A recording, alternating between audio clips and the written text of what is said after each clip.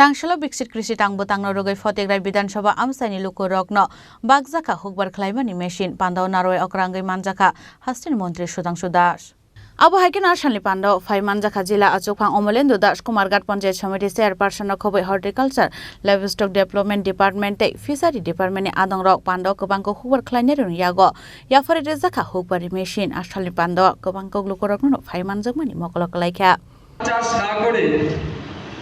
তাহলে কিন্তু আমাদের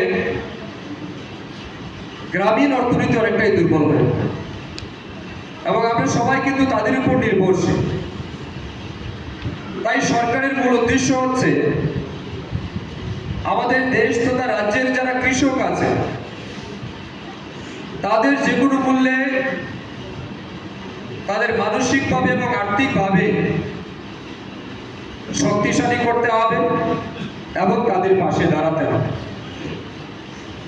এই লক্ষ্যে এগ্রিকালচার ডিপার্টমেন্ট বহুবিধ পরিকল্পনার মাধ্যমে রাজ্যের কৃষকদের আর্থিকভাবে স্বনির্ভর করে তোলার জন্য এবং কৃষিক্ষেত্রে তাদেরকে সহযোগিতা প্রদানের লক্ষ্যে অনেকগুলি পরিকল্পনা হাতে নিয়ে কাজ করছে। আপনারা জানেন আমাদের প্রধানমন্ত্রী নরেন্দ্র মোদীজি দায়িত্ব নেওয়ার পর থেকেই এগ্রিকালচার সেক্টরটাকে সম্পূর্ণরূপে গুরুত্ব দিয়ে ভারত সরকার কিন্তু কাজ করছে। একটা সময় আমরা দেখেছি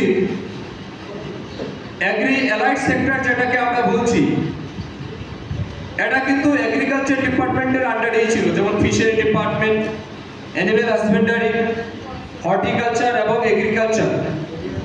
এই চারটা বিভাগ কিন্তু এগ্রিকালচার ডিপার্টমেন্টের আন্ডারে ছিল, কিন্তু প্রধানমন্ত্রীজি বলেছেন যে না, এটাকে আরো বেশি স্ট্রেংথেন করতে হবে, মাইক্রো লেভেলে আমাদের কাজ করতে হবে, মানুষের কাছে নিয়ে যেতে হবে।